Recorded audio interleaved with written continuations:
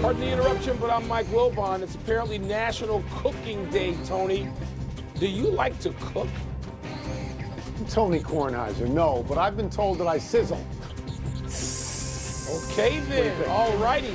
Aren't you like one of those people who thinks you're a grill master? Aren't you a grill guy? I do, yes. I actually grill a lot. I enjoy grilling a lot. My son makes fun of me because I do it by timing. You know, I ask for a 5-minute timer at some point. He says that's not the way you do it, but I do it that way. And I do like to grill. Welcome to PTI, boys and girls. In today's episode, the Guardians take over the AL Central.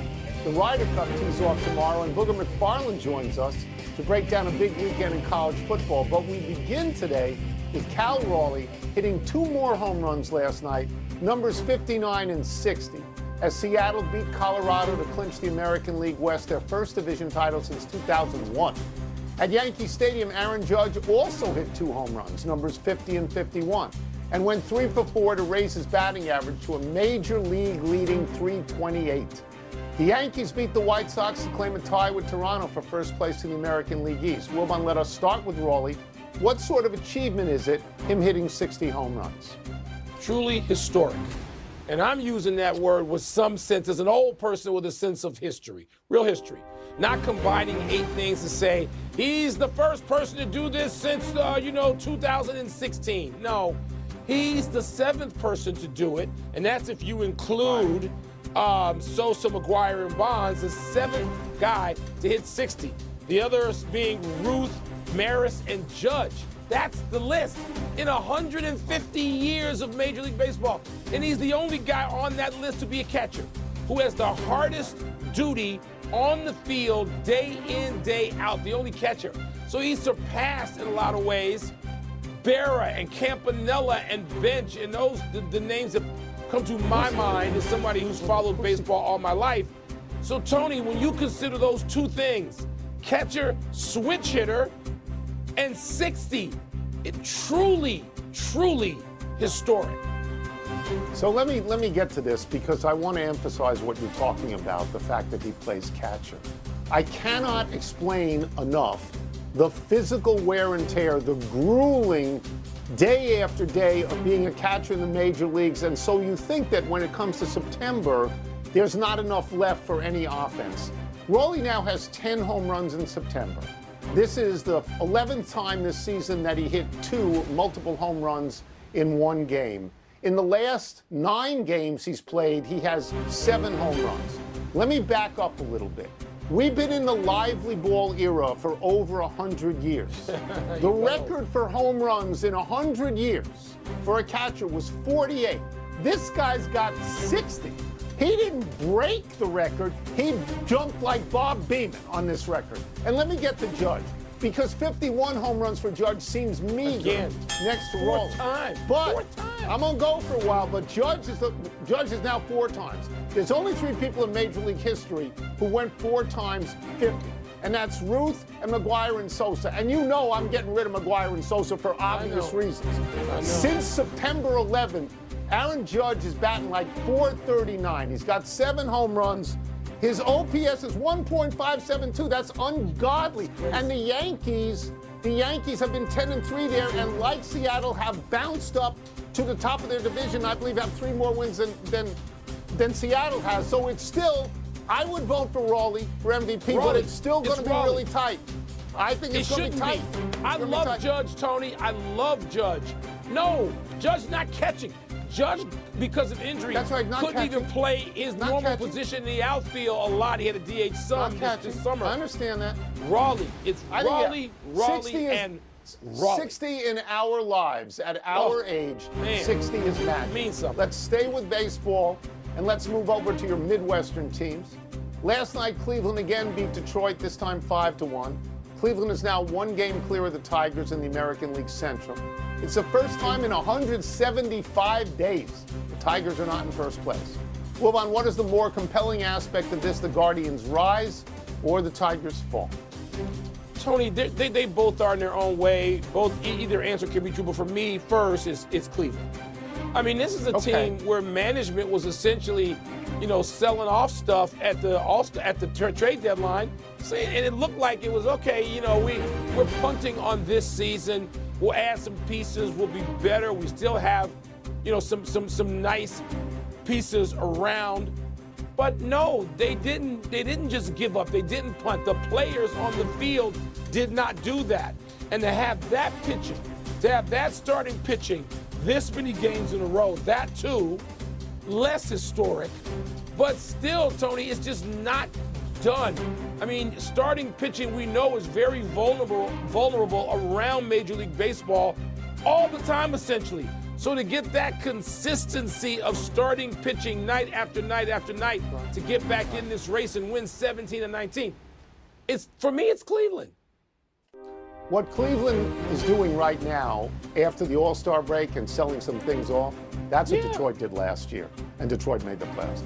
Mike, if I was still writing a sports column, my column would be the Tigers. Because you know that I believe that a losing locker room is always more interesting than a winning locker room. Usually. The Tigers have lost 8 in a row. They have lost 11 of 12. And in the last 2 games, they lost with first place directly on the line to the team that was chasing them. Yeah. They have now gone 0-5 against Cleveland in the last 8 days. Mike, this is a biblical collapse. This is the 1964 Phillies, and here is a quote from A.J. Hinch. It's painful. I'm having a hard time coming up with words, but what I'm seeing out of our team is not normal, but it's our reality, unquote. The Tigers right now, in the last 12 games, they've only scored 28 runs. That's 2.3 runs a game. That's not enough. In their last 7 games, only once have they gone over 2 runs scored. This is like a contagion in the clubhouse. This is like some sort of virus. I don't want to give short shrift to Cleveland. Detroit's not just losing these games. Somebody has to beat them. But Cleveland's only beaten them 5 out of the 17 out of 19 Cleveland has won. Cleveland's been great, Mike. I'm just saying I think the more heart-wrenching thing is the wrenching. I feel bad for the Tigers, Tony. The other night, the Scooble got knocked around by 3 batted balls, which went a total of about 40 feet. It was sort of, symbolic of what's going on with Detroit since when they started giving up that 15.5 game lead. They're both compelling stories. Let's celebrate Cleveland a little bit. Not often we do that. The Ryder Cup competition, Tony, starts tomorrow at Bethpage Black on Long Island, where Team USA has home course advantage in its bid to regain the cup that belongs to Team Europe. Tone bettors are giving the United States the edge. Are you? By the way, I got the Bethpage Black sign right behind me on the set here. That is from the Black course there. I understand why the United States is favored because it is the home course, and in the Ryder Cup, the home course often is the most important thing. They have the #1 player in the world in Scottie Scheffler. They have 7 of the top 10. But I don't think they have a particular advantage at Bethpage. I mean, I really don't. Bethpage has been used for a major here or there, and the European players play it as well. Other than John Rahm, almost everybody in the European team is on the PGA Tour, so they play the same courses as the Americans. They play against and with the Americans. The Americans have 4 rookies, Ryder Cup rookies. Europeans only have 1. The Europeans have won a bunch of majors, just like the Americans. You got McIlroy, Lowry, Rose, Rahm, your boy Fitzpatrick. They've come close in a lot of majors.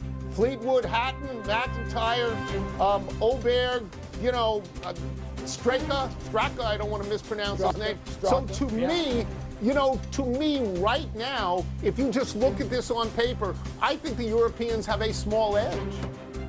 I think the European team is better on paper, period. Tony, you mentioned how they play these courses and they play with the Americans and against them. They live in America. I bet you there might be 2 guys who don't make some place in the United States home part or most or all of the year. So I mean, let's get rid of that. I look at this. Look, even when on paper we think the U.S. team is stronger, we often lose because there's something about team competition that just sits well with the European side. Time after time after time, the The European team has won twice on the road in the United States. 2012 in Chicago and Medina. I was there at that. 2004 at Oakland Hills in Michigan. Yes, twice. It doesn't scare them. They love team competition. No. They seem to bond. They know they have an advantage there, even if it doesn't exist maybe in Sunday on singles. I know if I was betting, and I don't, I think I would say, oh no, I think Europe has to be considered the team with the edge going into tomorrow morning. I want to tell you one thing. I've been watching this on Golf Channel for 3 days. I watched the opening ceremony yesterday. I watched it. Your Northwestern boy, Luke Donald, was terrific. He is polished behind a microphone. Keegan Bradley was fine, but he was great. And that was a great ceremony. Luke has done it. Let's take a break. Luke's done this before, coming up, too. He has. How badly does the loss of... We got a big upcoming weekend in college football, which makes it a perfect time to bring in our great friend, ESPN NFL and college football analyst, Mr. Booger McFarland, wearing a shirt from Old Sandwich in Boston. Let's get to it. Unbeaten Oklahoma has just lost quarterback John Mateer, likely for a month after surgery on his throwing hand. How much of the Sooners' early success do you credit to Mateer? Probably 90% of it, Tony. Let's not forget, like when he came over, he also brought his offensive coordinator, Ben Arbuckle, with him. So that dynamic duo has led to the Sooners' offensive surge, and they are playing with a ton of confidence. He is my favorite, early favorite for the Heisman Trophy. That's how explosive this young man has been. He's going to put up a ton of stats. I think he's over 1,300 yards total combined, 12 or 13 touchdowns, and the stats were only going to get bigger and bigger. I hope he comes back soon, because when he's on the field, they can compete not only for an SEC championship, but for a national championship, because he's been playing the position that good. There's no quarterback, and I mean no quarterback, not Arch Manning, not anybody that's playing the position better than John Mateer has been playing it. Wow, it's just been too bad he's going to be out for a bit. Booger, number 6 Oregon at number 3 Penn State. I don't care about the rankings. I don't care about where the game is. To me, Penn State is going to get just wasted by Oregon. I have seen Oregon once in person this year, but tell me if I'm crazy. What do you see happening in that game? You know what? It's a very astute opinion by you, and I think it's going to be shared by most. Oregon is the fastest team, the most athletic team I've seen on tape all year. Dante Moore, the transfer from UCLA, now he is doing his thing up there, the dual threat quarterback. They got this tight end, Kenyon Sadiq. He's the best tight end in America. He's a matchup nightmare. And so I'm looking forward to seeing this team on the road in a whiteout in Happy Valley against Penn State. And let's be honest, Mike, we really don't know what Penn State is. Like, they're supposed to be this giant this year. They got everybody coming back. Drew Allen, Singleton, Allen, everybody came back this year. I've heard about them, but I haven't seen them, kind of like Bigfoot. I want to see if the real Penn State is going to show up in a whiteout in a big game. And if they do, then we can announce Penn State as a national championship contender. If they don't, then a lot of people are going to say same old Penn State led by James Franklin. Yep, I got to see some proof, Booger, on that one. I was waiting for Illinois to provide some proof last week against Indiana. That fell flat as it could possibly fall. Indiana, they're 15-2 under Kurt Cignetti, Booger. Is he that good a coach? What do you see from him? You know, it's all about attitude, Mike. If you think about this, like usually a team takes the identity of the head coach, the identity and personality. Think about those Alabama teams led by Nick Saban. They played on the edge. They were always very detailed, very fundamentally sound.